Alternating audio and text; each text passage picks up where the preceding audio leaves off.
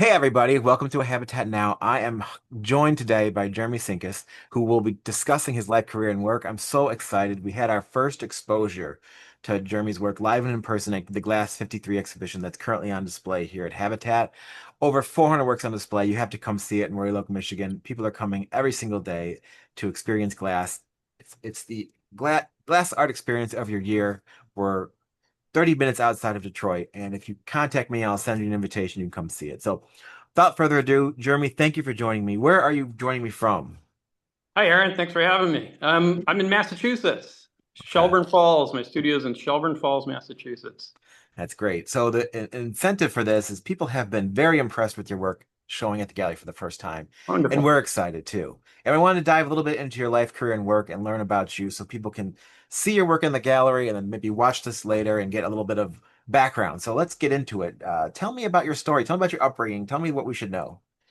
My upbringing. Well, I was born in Worcester, Massachusetts. It's kind of right in the middle of the state, and I grew up with my dad was an artist, not a professional artist, but he his heart and soul was into it and still into it with illustrating and drawing.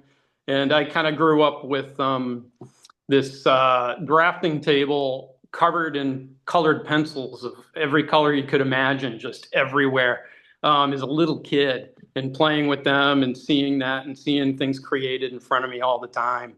It was one of my first memories is seeing art being created, and that's what my dad did. And this kid, it was kind of something that was like, oh, this is what I'm going to do.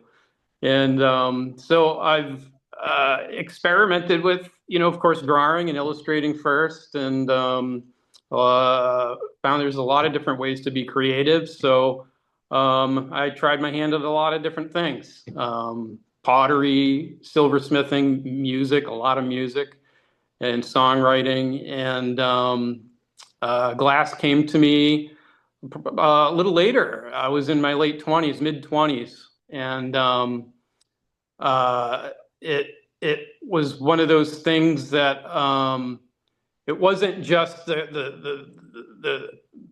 glass part and the material. It was the whole experience, and it really changed me and got me to focus on one thing. That's great. That's great to hear. So, on that topic, were you completely self-taught? Did you study under somebody? How did you get the training you have to make such magical work? Yeah. Well, I was first introduced to it.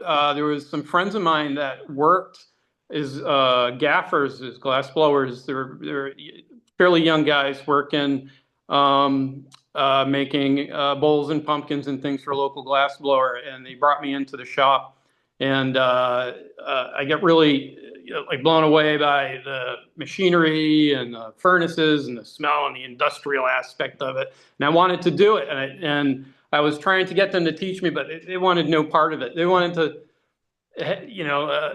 do their own thing of their own time. They were, not into teaching. So I was kind of forced to, well, what am I going to do? So there wasn't a lot of glass blowing shops or people around me at the time. So the Worcester Center for Crafts I remember they had these glass rods in the shop, like it was like a little supply area. And so I asked about them, and they said, "Oh, those are flame working rods for people that do flame working," and learned what that was, and that they had classes there, and I could learn to melt glass on a torch in my basement or garage. And I took a class there with Sally Prash. She taught me the intro to scientific flame working and Mhm.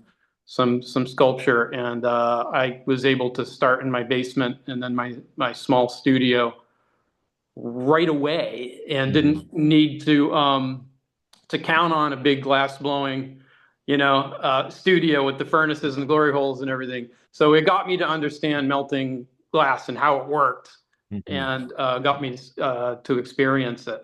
That's great. An incredible story. It's nice you work so hard to fight your way into it. It I seems had to like find a way, you're find gonna a way. find a way. Cool.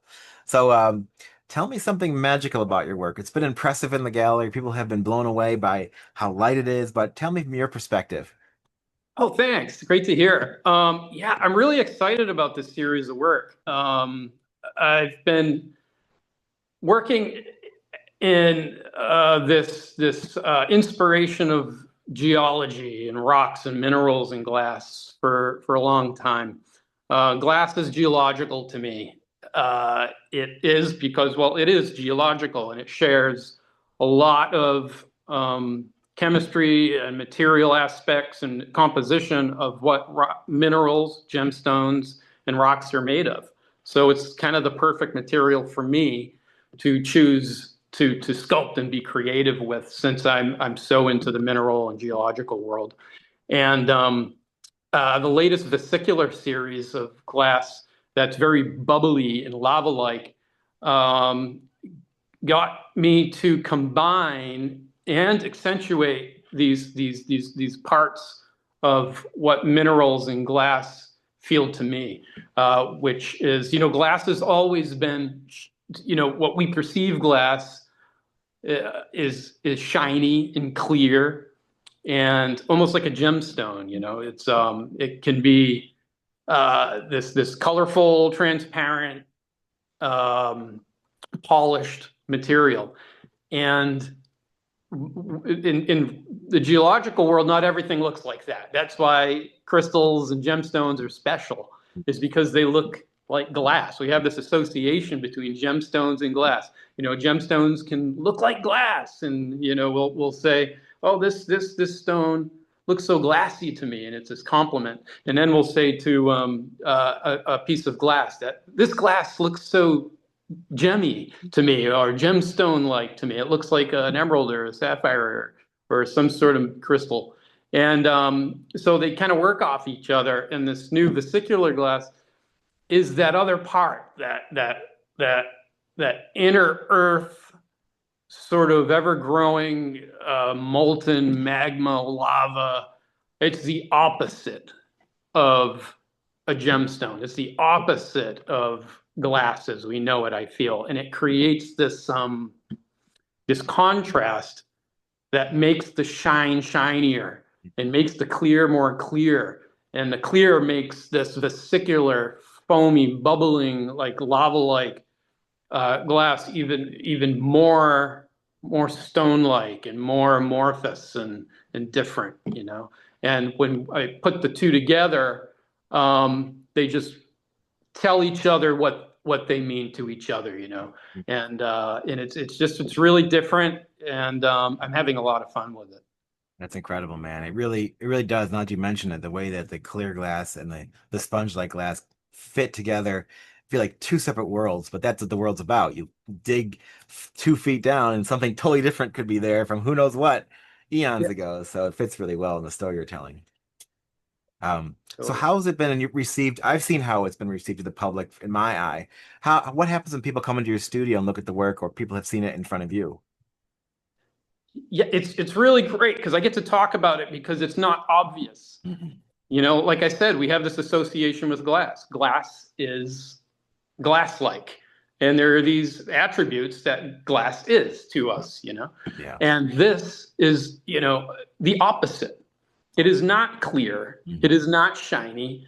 It is not um, heavy, and solid. It's the opposite. Mhm. And it is glass. So even though it looks what it is, and it may look soft or spongy, or it's hard as glass, and it's fired with the solid clear glass at the same time. So they're actually melted together and part of the same object, and they're kind of one in one way, but one side or the clearness is almost is like a window to look into this porousness, and there's Mhm. that magic in between where there's bubbles or where they come together, and people love it. They say that it's you expect it to be one thing, or feel one way, and it's not. It's very different. And so the mind kind of plays tricks on you with it a little bit, which is neat because it's glass and it doesn't look like what we know as glass. Absolutely. It's completely different in presence and appearance, and it does have a feeling of a soft sponge or some kind of thing you normally find in the ocean. Right. like that sponge kind of stuff you find. I like the terminology of it, but it's really glass and it's really light, but it's very firm and it's not going to crackle in your fingers. It's quite strong and supportive, but it's Mhm. totally different. It's great to have you make something so different from what I've seen. And I've seen a lot of glass here at Habitat, and the gallery's history of over 53 years. It's something very unique, and I must congratulate you on that, which is great. Oh, thank you. Thank you. I'm really excited. It's good to hear that. Yeah. Yeah, Yeah. it's definitely fun. So, where would you like to show your work? Where would be the pinnacle place for your work to be exposed to the public? Would it be in like a local museum? Would it be all the way up somewhere in the Renwick? What do you think would be a dream of yours? Well, well, and Habitat is definitely on the list. Mm, So right now, I'm very happy to have some work with you guys. And but yeah, people are everywhere, it's true. and yeah, to be in some museums, in more museums would be great. It would really speak of being able to make something worthy of choice in a museum collection would be wonderful. But I want people to enjoy it too. I want them to have it in their homes Hmm. so that they can enjoy it. And museums are great because you can visit them, and more people can visit them in a museum. But as long as people enjoy them, I'm happy. I'm happy that they find homes. That's So great yeah. to hear. So here's another one I want to ask you about social media. How has that affected your career? Great question. It's been wonderful to me. At first, it was really hard and it's frustrating at times. Um, but I think it's the new communication, and it's a great way to reach people that we've never really had the ability to reach before, especially with visual arts. So now people can see your work all over the world or in different places, and we can kind of the algorithms and things just kind of focus in on what people are interested in naturally, what they want to spend time on looking at. So people that spend time looking at glass online and art and different things, maybe I'll show up. And it's really connected me to a lot of people that normally, you wouldn't be able to. You'd have to do so many shows. Think of the shows in the expositions and to be on a TV show, so to reach that amount of people. So it's been great, and then it's one-on-one too. I can connect with them. We can message each other, so it's been good. I'll give it credit for sure. That's great to hear. It's nice to be useful for, exposing your artwork to people and letting them get a chance to get a glimpse into your world and find people who really are fans.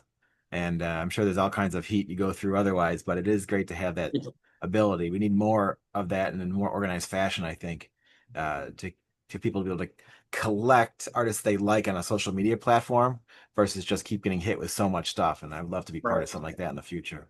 So, what are you up to next? What's the future for you, Jeremy? Oh, I got a list. Um, yeah. Well, I'd like to make more glass. This year I've been preparing. I've been preparing the shop and the studio for transitions in my work and upcoming work and making this particular glass. And uh, I'd like to, increase the scale of my work. So I'm always trying to go bigger. As a flame worker, I was a flame worker, and now I'm dominantly a glass caster and sculptor. The work was always very small. So now I'm really trying and working on making larger work. And so I'm putting a lot into that in the studio and how I can do that with the vesicular glass too, which is great because it's lighter.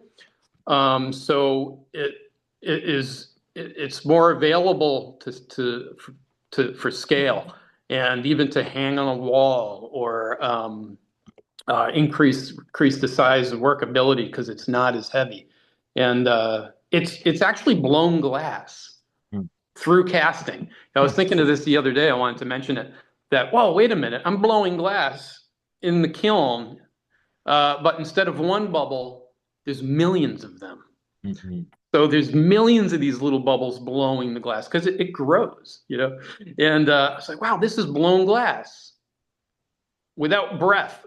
It's cast in a kiln, but it's still blown, and it's so neat. Well, you're But watching, you're flying right over my head with that. I have no idea. I have to see it in person to understand. If I imagine you with like seven straws going into a yeah, box. yeah. Lungless blown glass. It's so weird. Yeah, it's really neat. That's great. Well, thank Um, you. This is fantastic, man. If you want to add anything else, feel free. It is pretty spectacular to get a glimpse into your world. And like I said, people can come and see your work here at Habatat. It is a fantastic place to get exposure to Jeremy's work and see it for the first time. And then, yeah, I'm welcome to. We're looking to future to visit studios, maybe come visit you someday when you're up and running and have a chance for people to come see your work live and in person in your studio. But all in all, I want to thank everybody for joining me. Thank you Great. too for joining me today. Yeah, thank you, Aaron. It's a real great opportunity to learn a little more about you and a glimpse into your work as we watch your work blossom into the future. Well, thank you all for watching. Please feel free to share, like this, and subscribe to us on YouTube is what we say. And if you have any questions, contact me, Aaron at habitat.com. I'd love to show you more. Thank you, guys.